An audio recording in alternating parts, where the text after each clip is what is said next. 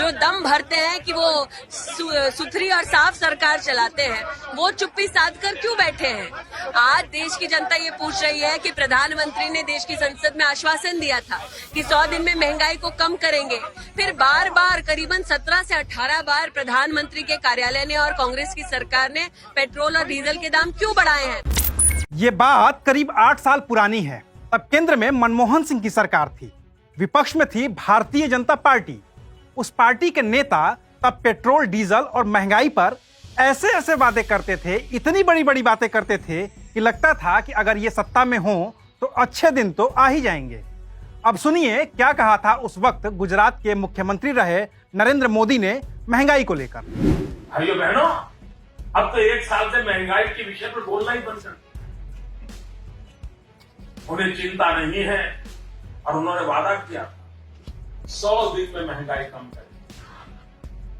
आदरणीय प्रधानमंत्री जी, आप महंगाई कम कर पाओ या न कर पाओ, कम से कम अटल बिहारी वाजपेयी जहां छोड़ के गए थे वहां तो ला करके रख दो। अब अगर उस वक्त के नेता और गुजरात के मुख्यमंत्री रहे नरेंद्र मोदी की ही बात माने तो अटल बिहारी वाजपेयी के कार्यकाल के अंतिम दिनों में यानी कि मई 2004 में पेट्रोल की कीमत करीब 35 रुपए 71 पैसे हुआ करती थी।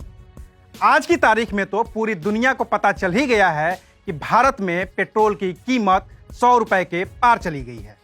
खैर छोड़िए, बीजेपी के एक नेता ने तो सरकार को चैलेंज करते हुए यहां तक वादा कर दिया था कि वो तो दिल्ली में वाजपेयी सरकार से भी सस्ता पेट्रोल दे देंगे, यानी कि 35 रुपए से भी कम वो पेट्रोल दे देंगे। हम चैलेंज करते सरकार को कि पूरी तरह से रिफाइंड पेट्रोल दिल्ली में 34 रुपए से मिल सकता है, मुंबई में 36 रुपए से मिल सकता है, तो उसके दुगुने दाम क्यों है?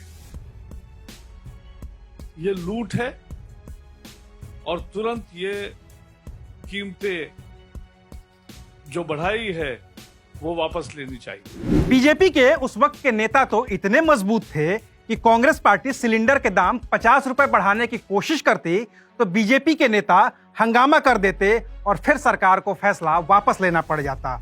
बीजेपी के एक दिग्गज नेता शाहनवाज हुसैन ने एक प्रेस कॉन्फ्रेंस में खुद इस बात की तस्दीक की थी और कहा था कि अगर वापसी नहीं हुई तो संसद से सड़क तक आंदोलन कर देंगे।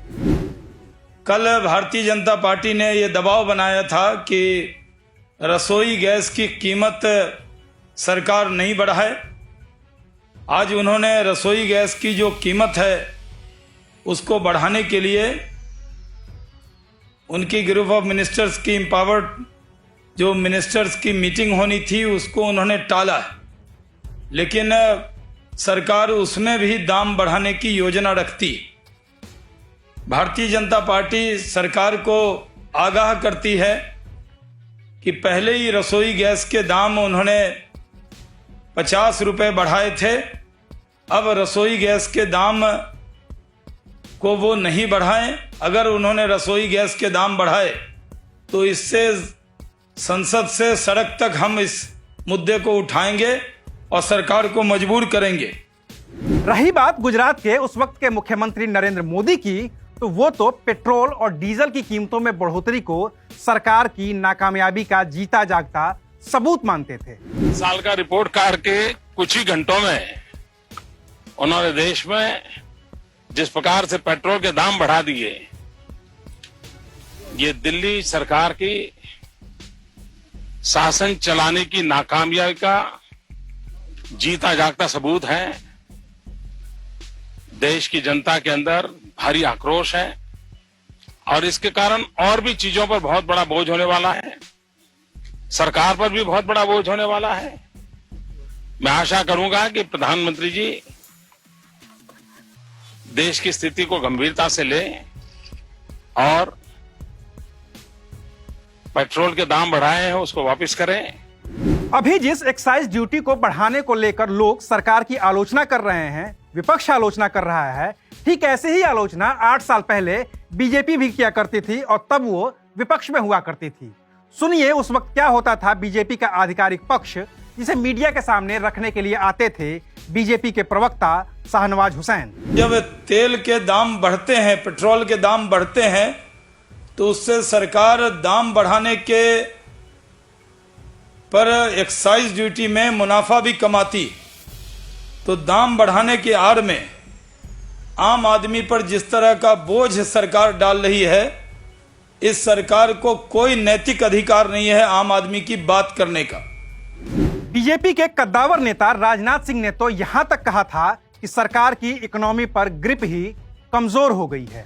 मुझे ऐसा लगता है कि इस कंट्री की इकोनॉमी पर इस गवर्नमेंट की जो एक पकड़ होनी चाहिए, एक ग्रिप होनी चाहिए, वो पूरी तरह से समाप्त हो गई है और जैसे लगता है कि हमारे देश की इकोनॉमी एकदम बिल्कुल डायरेक्शनलेस हो गई है। अब आपको भी बीजेपी के इन नेताओं का बयान सुनकर ये तो लग ही रहा होगा कि काश केंद्र में भाजपा की सरकार होती तो स्थितियां दूसरी होती। लेकिन सपने से जागिए, हकीकत में आइए, केंद्र में बीजेपी की ही सरकार है। 6 साल से भी ज्यादा का वक्त हो गया है बीजेपी को केंद्र में आए। नरेंद्र मोदी प्रधानमंत्री भी बन गए हैं, लेकिन तेल के दाम वाजपेयी सरकार वाले नहीं हैं, मनमोहन सिंह वाले भी नहीं हैं, पहली वाली मोदी सरकार वाले भी नहीं हैं, जिसमें वो कहते थे कि तेल के दाम कम हुए या नहीं हुए। पेट्रोल के दाम कम हुए कि नहीं हुए, डीजल के दाम कम हुए कि नहीं हुए, आपका फायदा हुआ कि नहीं हुआ। अगर मोदी का नसीब देश की जनता के काम आता है तो इससे बढ़िया नसीब की बात क्या होती है भाई। अब तो ये दाम 100 के पार हैं। पिछले 6 साल से मोदी जी ही हमारे प्रधानमंत्री हैं, लेकिन इस बढ़ी हुई कीमत के लिए वो अब भी पुरानी सरकारों को ही कोस रहे हैं। जरा सुनिए कि उन्होंने क्या कहा था।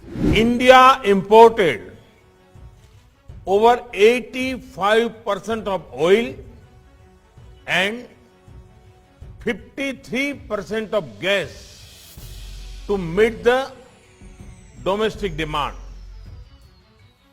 Can a diverse and talented nation like ours be so energy important dependent?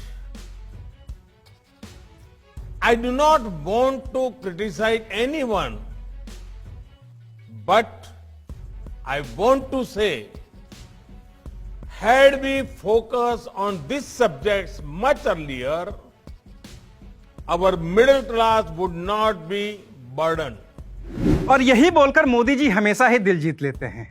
वो सच बोलते तो हैं, लेकिन महाभारत के नरों व कुंजरों जैसी बात भी कर देते हैं कि जो बात उनको सूट नहीं करती है वो किसी को समझ ही ना आए, इसलिए वो बोली ही ना जाए। लेकिन हम समझाते हैं। प्रधानमंत्री कह रहे हैं कि हमने पिछले साल 85% तेल आयात किया है, लेकिन वो तो हम हमेशा से करते आए हैं। अपने यहाँ कोई तेल के कुएं तो है नहीं कि गए और बाल्टी भरकर तेल निकाल लिया और फिर अपनी गाड़ी में डाल लिया।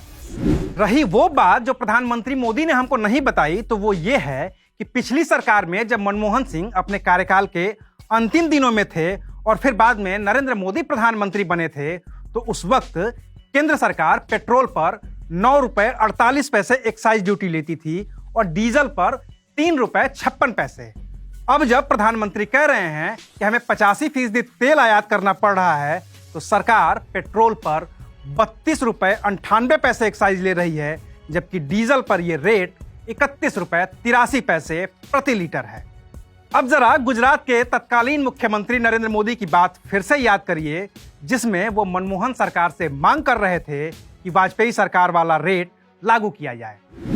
आदरणीय प्रधानमंत्री जी, आप महंगाई कम कर पाओ या न कर पाओ, कम से कम अटल बिहारी वाजपेयी जहां छोड़ के गए थे वहां तो ला करके रख दो। और अब मोदी सरकार ने तो वाजपेयी सरकार के रेट के बराबर एक्साइज ड्यूटी वसूलनी शुरू कर दी है, तो दाम तो 100 के पार होंगे ही।